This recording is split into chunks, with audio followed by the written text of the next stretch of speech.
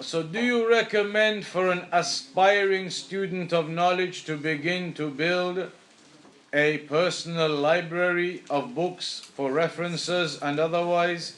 If yes, how should they build it and what are some essentials? How much time do we have?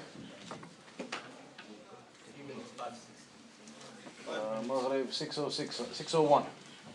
4 minutes, 5 minutes. So the student of knowledge, certainly, as the question says, the aspiring student of knowledge, then certainly, yes, he should begin building his personal library. You should begin buying the books that you require, but you need to have a plan as to how you're going to buy the books. Because the books, you're not going to buy them all in one go. You're going to buy them in stages. So begin with the easier books that you can benefit from, that you're going to use in the gatherings of knowledge that the students are teaching or the scholars are teaching. So you have those books and you can read them and prepare for the lessons. Begin with those simple books. And those simple books we all know.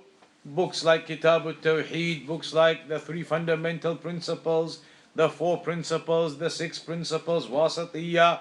These kinds of books that are often taught in our communities.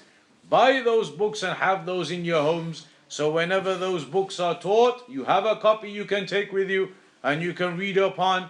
And you can prepare before the lesson and revise after the lesson. So buy all of those basic books that are often taught in the various classes around with the students of knowledge and with the scholars, etc.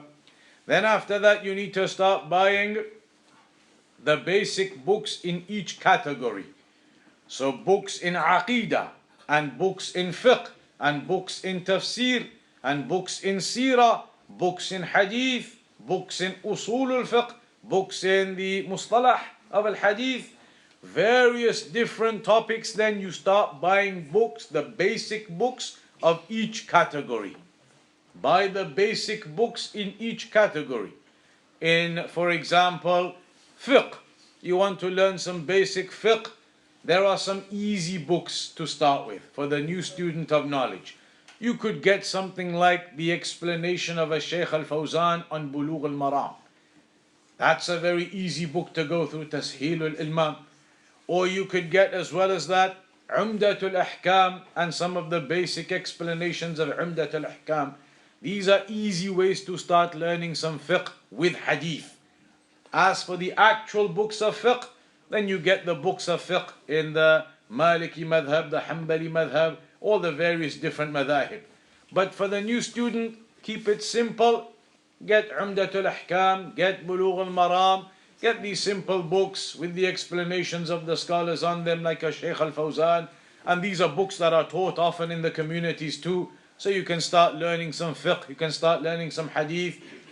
And then for the rest, in honesty, there are big lists. There are big lists. But you should begin with what is known as the Ummahat, the main core books of every category. So when it comes to hadith, obviously you need something like Al-Bukhari, Muslim, and the other books of the Sunan, Abu Dawud, Tirmidhi, An-Nasa'i, Ibn Majah. You need those basic fundamental books of hadith. So those books are the core books.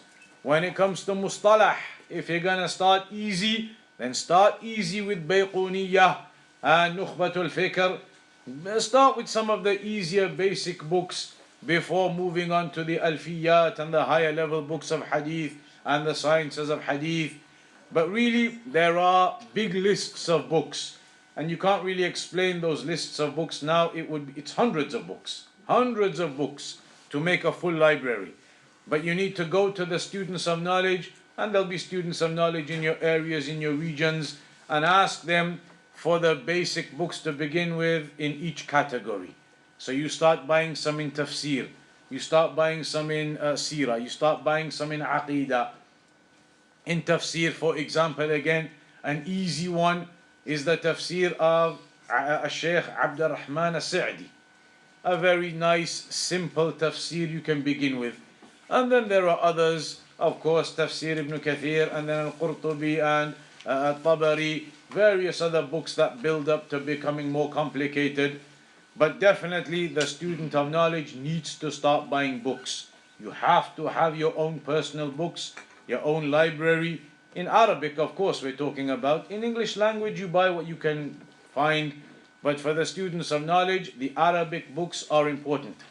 To slowly start buying them and slowly start building the library.